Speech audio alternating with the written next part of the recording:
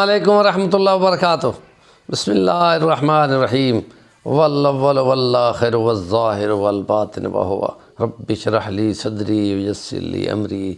واحلل عقدۃ من لسانی یفقہوا قولی۔ سیرت نبی صلی اللہ علیہ وسلم کے مختلف عنوانوں کو ہم زیر بحث لا رہے ہیں۔ صلح حدیبیہ کی باتیں چل رہی ہیں، 2 ولاگ پہلے ہو چکے ہیں، جس میں ہم نے دیکھا کہ اس صلح حدیبیہ جو کہ حدیبیہ کے کنویں کے یا اس گاؤں کے قریب پہ وہاں مسلمان رکے ہوئے تھے، اسی درخت کے نیچے جب مسلمانوں نے حضرت عثمان کی شہادت کی افواہ پہ بیعت کی تو اس کا دوسرا نام بیعت رضوان ہے، اور اس کو خدا پاک نے بہت پسند فرمایا۔ یہیں پہ نبی پاک صلی اللہ علیہ وسلم نے بیعت لیتے ہوئے اپنے بائیں ہاتھ کو دائیں ہاتھ پر رکھ کر فرمایا یہ عثمان کی طرف سے بیعت ہے، اور یہ ان کا بہت بڑا اعزاز تھا۔ اور جب مشرکین مکہ کو مسلمانوں کے ایسے ولولے کی خبر ہوئی تو ان کے چیدہ بندوں نے گفت و شنید شروع کی، اور آخر پہ ان کا جو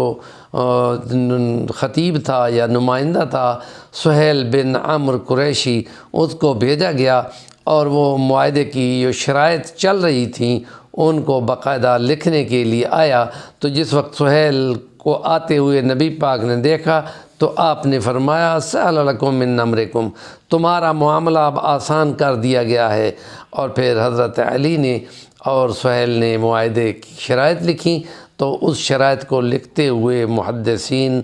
اور مفسرین اور مورخین لکھ رہے ہیں کہ بسم اللہ الرحمن الرحیم پہ انہوں نے اعتراض کیا،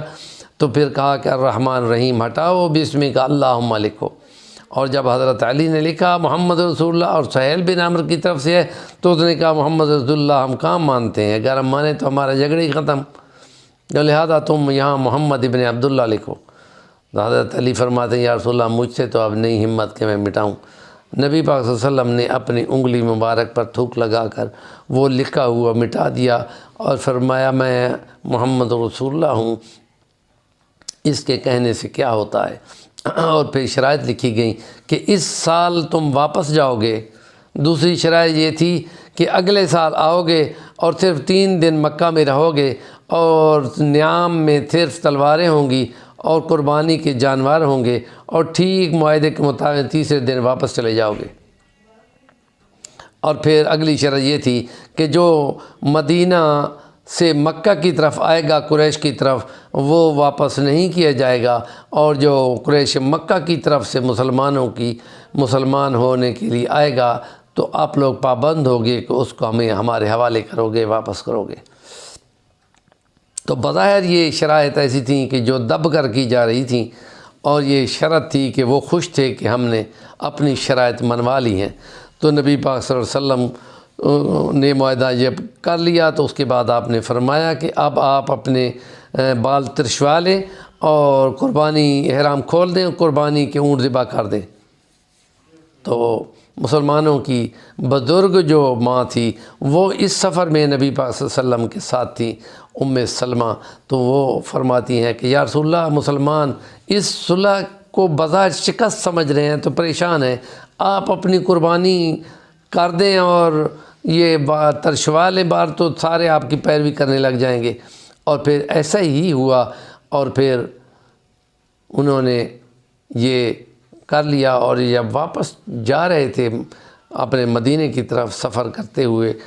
تو راستے پہ سورۃ فتح کی آیات اتریں، اور جس میں مسلمانوں کو یہ بہت بڑی فتح قرار دیا گیا تھا، اور اس کے ساتھ ہی بہت بڑی فتح اور بہت سارے مال غنیمت کا تذکرہ بھی خدا نے کیا ہے کہ جو 2 سال کے اندر